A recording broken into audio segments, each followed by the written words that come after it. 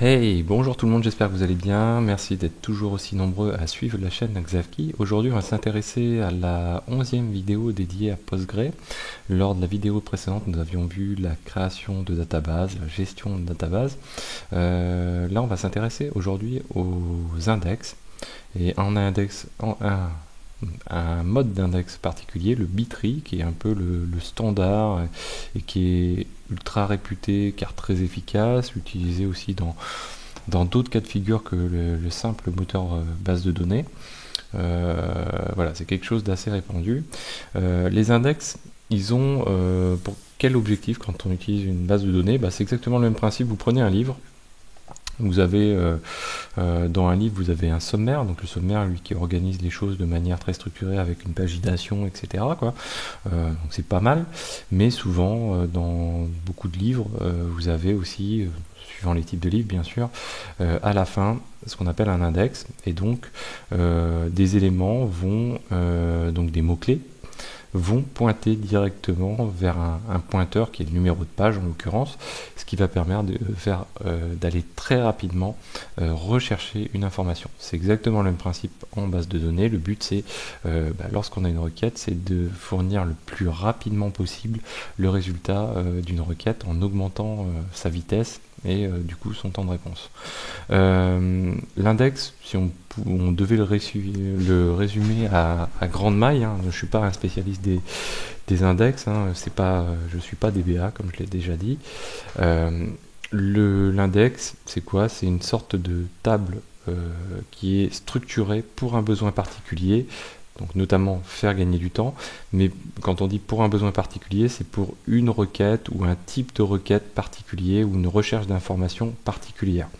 On va indexer une colonne ou plusieurs colonnes. Et puis on va utiliser différents types d'index. Donc l'index, on peut résumer ça comme une sorte de pointeur pour gagner du temps. Alors attention, l'index n'est pas non plus le truc miraculeux parce que on voit souvent l'abus d'index aussi, c'est-à-dire que les gens qui développent créent une table et puis bon ils se disent le résultat retourne des données pas forcément très rapidement sur le moment, tiens je vais créer un index, puis je crée une autre requête et puis je recrée un index, ainsi de suite. Et donc au fur et à mesure on va créer des index pour recréer des index, etc. Sauf que créer un index et l'entretenir surtout demande de la ressource tout simplement.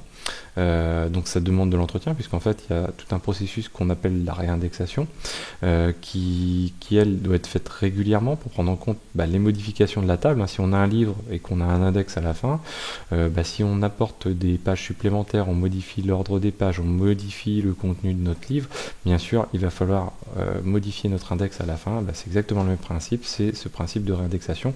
Vous voyez que ce principe de réindexation ça a un coût parce qu'il faut rebalayer toute la table, tous les éléments qui ont été modifiés, réaffecter les bons pointeurs, ainsi de suite. Et puis ça implique aussi une baisse de performance en écriture, c'est-à-dire que quand on va insérer de nouvelles lignes, si on prend le cas du livre, on va insérer de nouvelles pages, à chaque fois qu'on va rajouter une page avec des mots-clés dedans, on va rajouter des éléments dans notre index à la fin. C'est exactement le même principe. Si on rajoute des lignes dans notre table dans lequel il y a des index qui sont situés, à chaque écriture, il va falloir que dans notre index, les éléments et le pointeur soient répertoriés, répercutés. Alors, Postgre dispose de plusieurs types d'index, les principaux étant donc ce qu'on appelle le Bitry, ou pour les gens qui font du PostGIS ou ce genre de choses plutôt côté spatial, du R-Tree. Le type d'index H, là c'est le deuxième... la vidéo qui viendra juste après. Alors je ferai pas les autres index dans les autres vidéos, le GIST, GIN et BRIN, on les verra pas. Le but, moi je trouvais vraiment intéressant le principe de Bitry et du H, puisque c'est des conceptions qu'on retrouve par ailleurs, soit dans d'autres langages bases de données, d'autres moteurs bases de données, pardon, soit dans dans des langages de développement aussi. Donc c'est extrêmement intéressant de les connaître. Comment créer un index sur Postgre? C'est assez simple, on va le faire à la fin, toute fin de la vidéo. On aura une petite démonstration, on fera, même si on fera ça sur une table relativement courte, bah, vous verrez que déjà, rien que sur une table courte, on a des incidences assez importantes.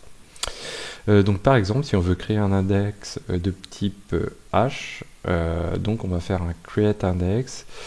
L'idéal, c'est d'avoir une sorte de nomenclature qui est assez reprise par beaucoup de monde. Un index, on le préfixe par idx underscore, le nom de la table généralement, ou le nom de la table et d'autres éléments. À chacun de trouver ses choses. On, donc le mot-clé, la table en question, donc la table Xavier par exemple. Et là, on dit qu'on va utiliser using le type H. Ça pourrait être un type Gin, ça pourrait être un type Bitry, etc. Alors le Bitry, c'est l'index par défaut. Et puis le ou les champs que l'on souhaite indexer, donc avec des virgules si on a plusieurs champs, indexés dans notre index. Alors hop, là, je vais dézoomer un petit peu. Alors le cas d'utilisation du Bitry, il est quand même assez particulier. Il s'applique surtout pour des formats, on va dire, de comparaison, d'égalité, c'est-à-dire tout ce qui est ici. Hop là. Donc les inférieurs à, inférieur égal, les égal à une valeur, supérieur ou égal ou supérieur. Donc il ne s'applique pas à tout ce qui est like, pourcentage, c'est-à-dire des recherches texte, plain text comme on dit. Bah voilà, quand on va rechercher un mot dans une phrase par exemple, ça ne s'applique absolument pas le Bitry à ce cas de figure là, il faut complètement l'oublier pour ces cas de figure là. Ça s'applique plutôt bien sûr sur des tables longues, sur des champs de voiture, ça va permettre de gagner un petit peu de temps, de performance.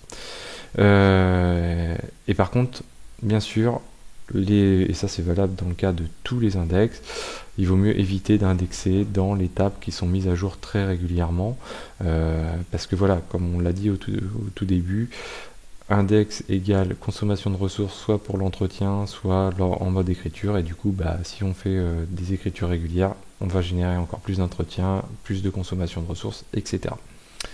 Vous avez aussi un Wikipédia sur le Bitry.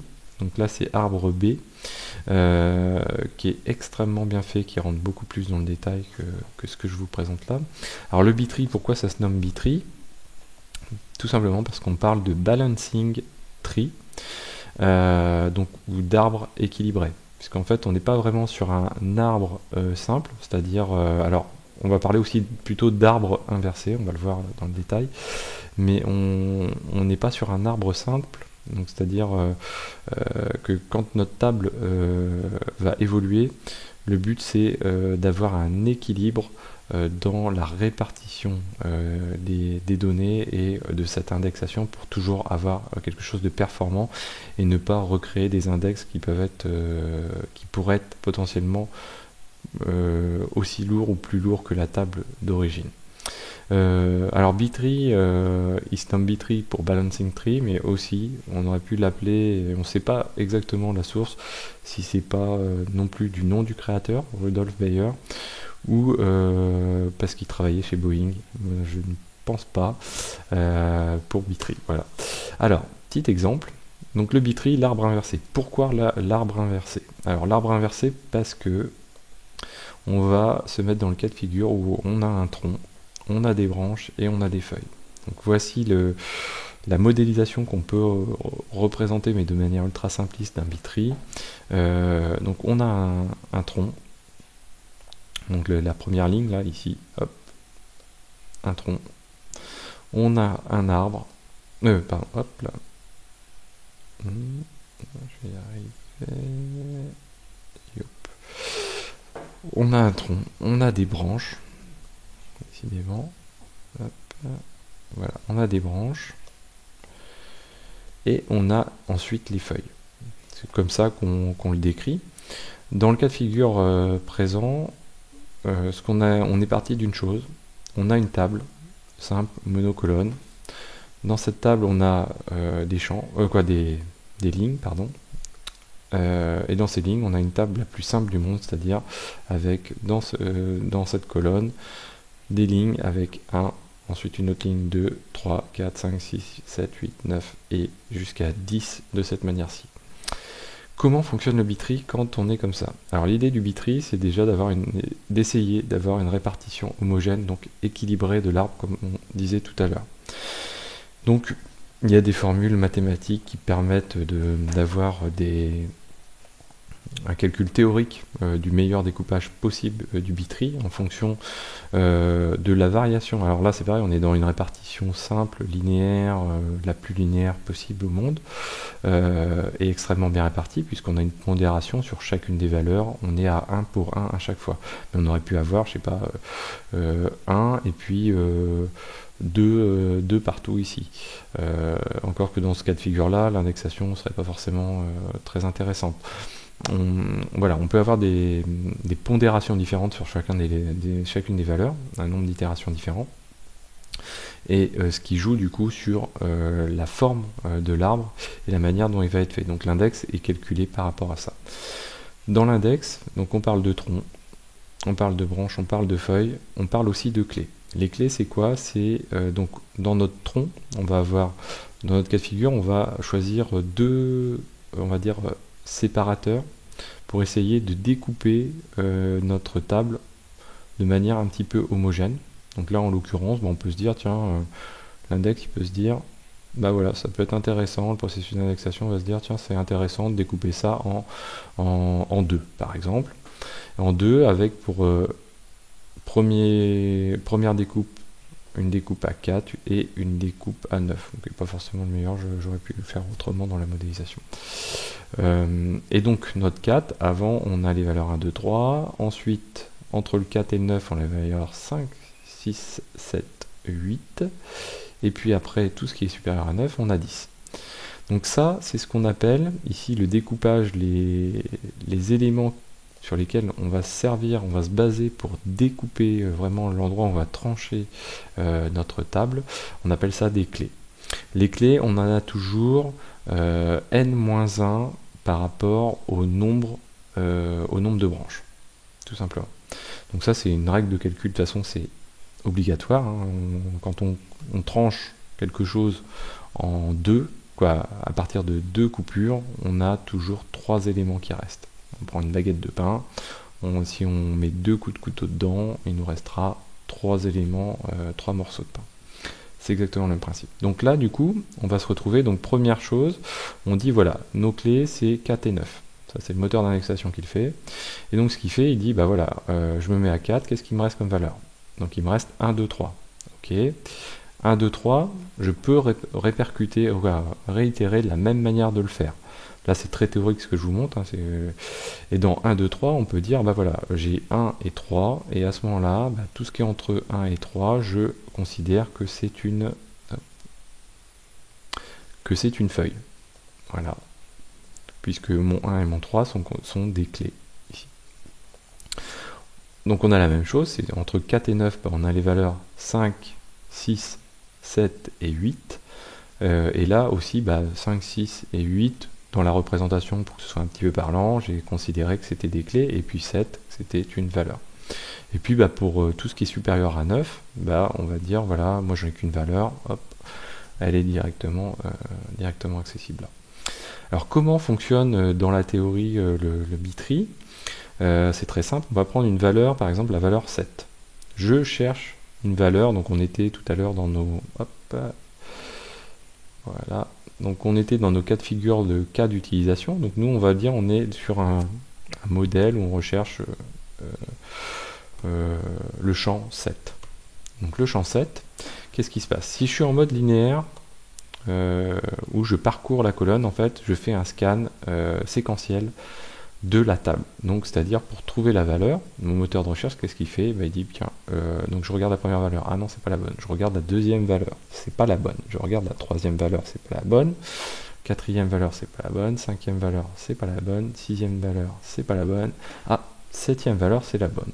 Donc en fait il va avoir checké 6 éléments avant de tomber sur le numéro 7. vous voyez que déjà on a passé pas mal de temps, donc c'est très séquentiel pour le coup, et on a passé vraiment beaucoup de temps pour pouvoir trouver cette valeur 7. Le bittree, lui, qu'est-ce qu'il va faire? Il va se dire, bon, je cherche la valeur 7, donc déjà je ne suis pas entre 4 et 9, donc il fait un premier check. Ensuite, donc, comme il n'est pas entre 4 et 9, il va passer à la branche. La branche, il va dire, ah, je suis entre 6 et 8. Ok, donc ensuite, qu'est-ce qu'il va faire? Il va dire, bon, bah ok, du coup, je descends sur mes feuilles, et là, je tombe sur la valeur 7. Donc au final, combien de checks il va avoir réalisé? Il va en avoir réalisé 1, 2, 3. Je simplifie un petit peu à l'extrême, mais en fait, grosso modo, c'est à peu près ça.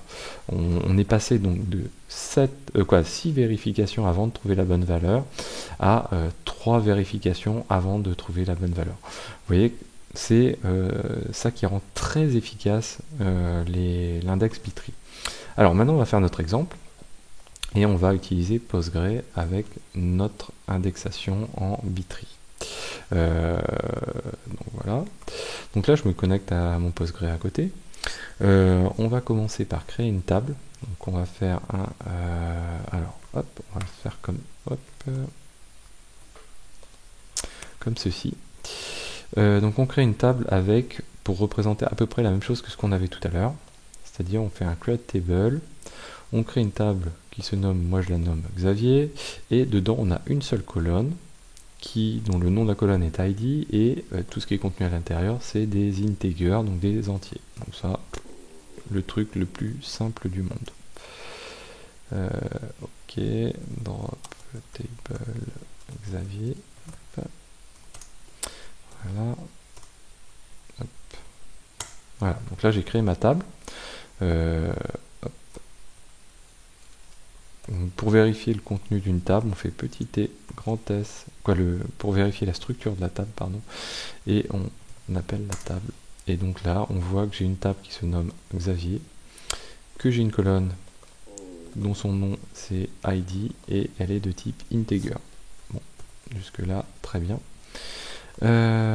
Ensuite, on va insérer des données dans cette table. Et là, Postgre a un truc super pratique, une fonction qui s'appelle generate series. Donc, qu'est-ce qu'on va faire? On va dire insert into Xavier, ici, hop, insert into la table Xavier, et on va coller une valeur à chaque fois. Pour le insert into, on l'a peut-être pas encore vu, mais le insert into va permettre d'insérer des données dans notre table. Et ensuite, on peut lui passer entre parenthèses la valeur, entre parenthèses ou pas. Quand on n'a qu'une valeur, on n'a pas besoin. Et on va lui passer une valeur qui va remplir notre colonne integer.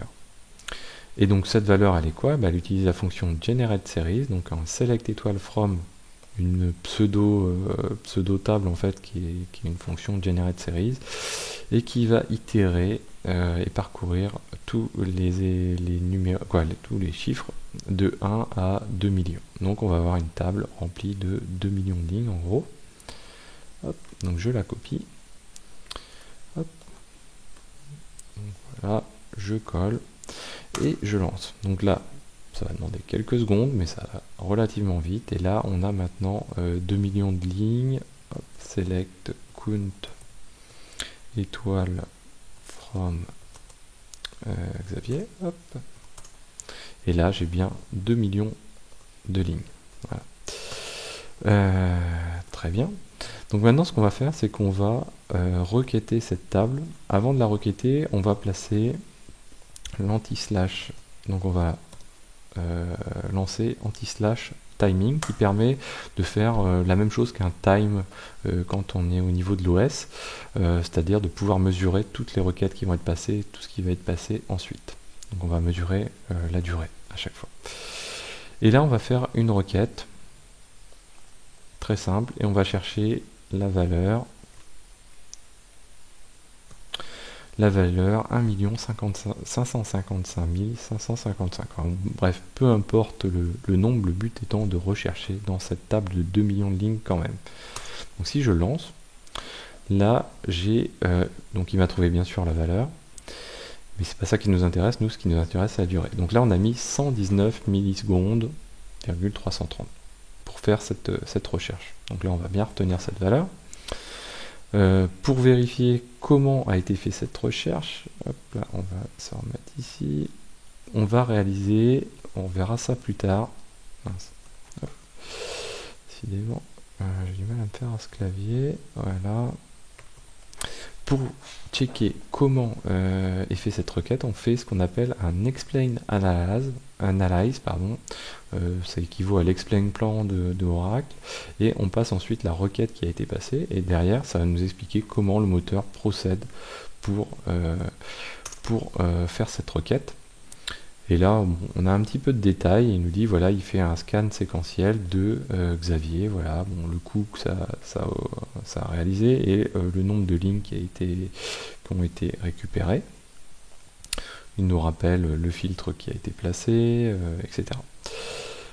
Voilà. Donc, une fois qu'on a fait ça, nous, maintenant, on va créer un index. Donc, ici. L'index, de toute façon, on n'a pas le choix de le faire, on n'a qu'une seule colonne, donc on va bien sûr la placer sur la colonne ID. Là, j'ai bien mis ID, très bien. Donc on va se mettre ici. Hop. Donc create index, on peut tabuler. Donc cet index, on va l'appeler underscore Xavier. On majuscule pour respecter un peu le SQL, Xavier, entre parenthèses, ID. Toc. Voilà. Donc là, il fait l'indexation, qui demande un petit peu de temps. Vous voyez, ça demande quand même 1 seconde pour indexer ces 2 millions de lignes. Donc quand on disait que ça consomme de la ressource, effectivement, ça consomme de la ressource. Et donc là, on a notre index qui a été créé. Une fois que cet index est créé, du coup, ce que nous on va faire, on va donc déjà on peut regarder, il me semble, ouais, voilà. Donc on fait un anti/ds sur la table Xavier, et qu'est-ce qui se passe?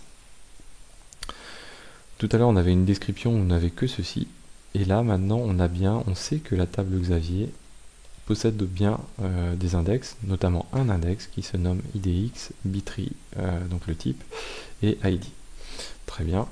Donc maintenant ce qu'on va faire, on va relancer notre requête qu'on avait tout à l'heure, où on recherche le 1 555 555. Et là, on a une requête qui a pris 0,842 millisecondes. Rappel, précédemment, elle avait pris 119 millisecondes. C'est-à-dire qu'on a divisé par plus de 100 notre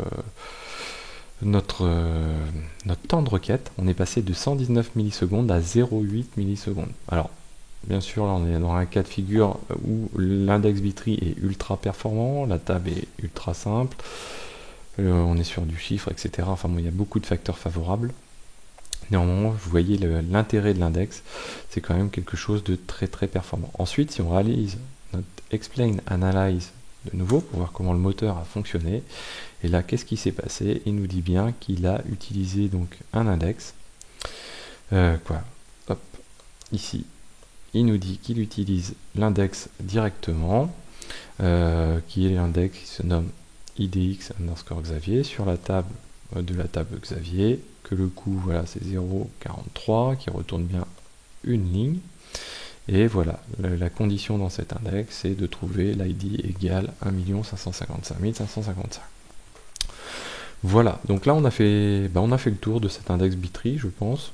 C'est très théorique, mais je pense que c'est assez intéressant de voir le principe de cet arbre inversé, puis de voir l'impact quand même en termes de recherche, surtout les index à utiliser dans des cas très précis. Et après, bon, il faut quand même bien s'informer, c'est un vrai métier, au niveau base de données, l'indexation c'est un vrai métier, voilà. Donc, n'hésitez pas, si cette vidéo vous a plu ou si vous souhaitez la compléter, parce que voilà, on survole vraiment les choses, si vous souhaitez la compléter en commentaire, n'hésitez pas à le faire. Et voilà, donc je vous dis à très bientôt sur Xavki.